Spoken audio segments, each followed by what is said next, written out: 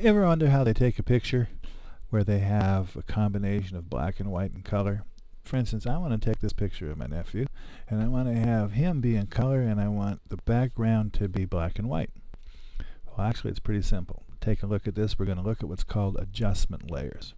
I could turn the whole piece black and white pretty easily by going to Enhance and Adjust Color and Remove Color. But that doesn't get me what I want. That just removes all the color in the picture. So I'll undo that, remove color. And what I'm going to do is this thing called an adjustment layer. There's a number of things that you can do. Under Layers, they're here as New Adjustment Layer. But even easier to do is here at the bottom of the Layers palette. This circle with black and white in it, it says Create New Fill or Adjustment Layer. We're going to create an adjustment layer. While adjusting, and I'm going to go to Hue and Saturation, and I'm going to remove all the color in the picture. Alright, isn't that interesting? All the color in the picture is gone. Now, it added this layer.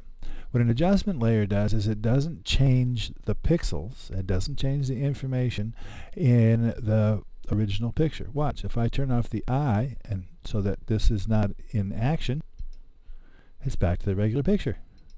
See that? Now what's really powerful about an adjustment layer though is this white box. This is called a mask.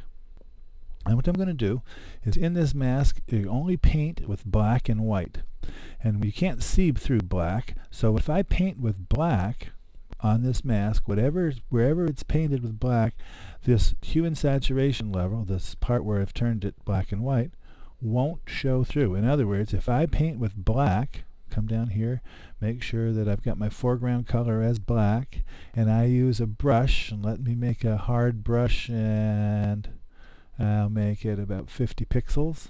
Alright, wherever I paint with black, the effect of turning things to black and white is going to disappear. So I'm painting the color back onto my image. Isn't that cool? Could just paint his face. You see, I'm making kind of a mistake here and there, but I'm not worried about it because I'm just painting with black now. Let's see where I have this green spot there, and of course I missed his ear. There we go, and a little bit of his forehead.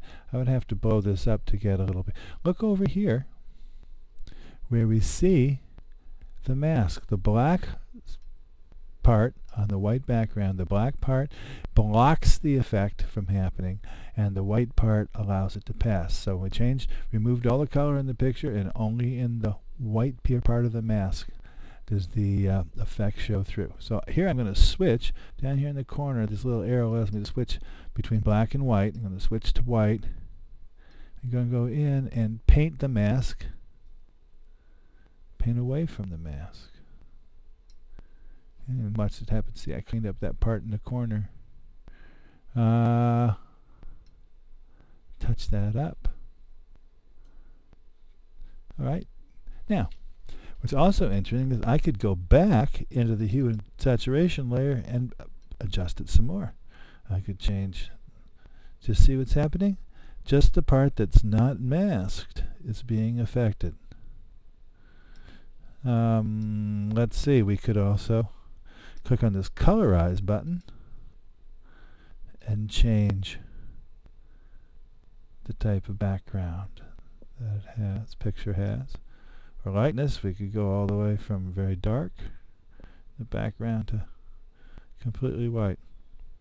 That's an adjustment layer, and it doesn't change the pixels. See, it's back to where we were to begin with.